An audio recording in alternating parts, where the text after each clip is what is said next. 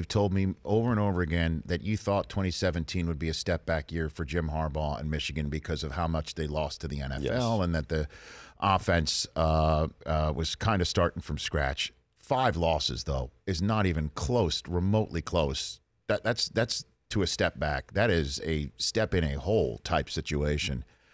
You thought 2018 was going to be a big year. You still think so? Well, Michigan 2018, the season, not the beginning of it. But look, if and this is a big if they can get Shea Patterson eligible, he's the Ole Miss transfer, great arm, really quick release, very competitive kid. I think he's the best college quarterback Jim Harbaugh had since Andrew Luck.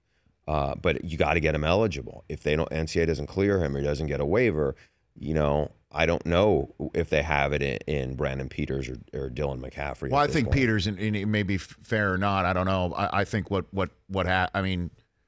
I think he played himself out of the spot.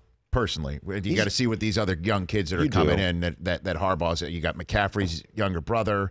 You got to see what's in those guys for sure. Yeah, and I'm sure there's going to be a competition, right? But usually you do see a quarterback improve from the end of the regular season to the bowl game. There was none of it. None of it. Passing concepts, none of it against South Carolina. We had them early on against Purdue. It was the game that Wilton Speight got hurt in. It was about a month into the season. And he was in the stands, by the way. Did you see him? I heard that. And I'm sure somebody's going to try to scoop him up as a grad transfer and think he can help him. Right. But they were awful in the red zone. And a lot of that was quarterback play. Some of it was offensive line. It was a new bunch of receivers. One of their best receivers was knocked out, Tariq Black, I think, early, like right around that time. So what you saw, I think, is a team that just didn't look like it had any identity on offense and a lot of confidence. And I think that starts with the quarterback play. And I don't know, like last year, Jed Fish, I thought, had a really good job for UCLA, made a big difference in them. They were awful before he got there offensively, and they got a lot better this year.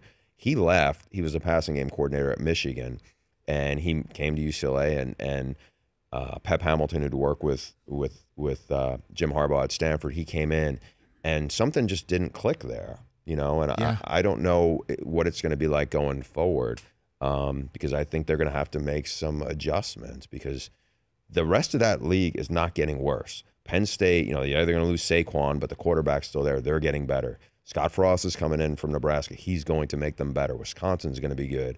Urban Meyer's going to be recruiting well. And Michigan State is really young, and they just won 10 games. Maryland's going to be better. So this isn't going to be easy. I still think, next year, this coming season is going to be a big year for them. But I'm curious to see what adjustments he's made because obviously it wasn't good enough there. The Rich Eisen Show, weekdays at noon Eastern on Audience.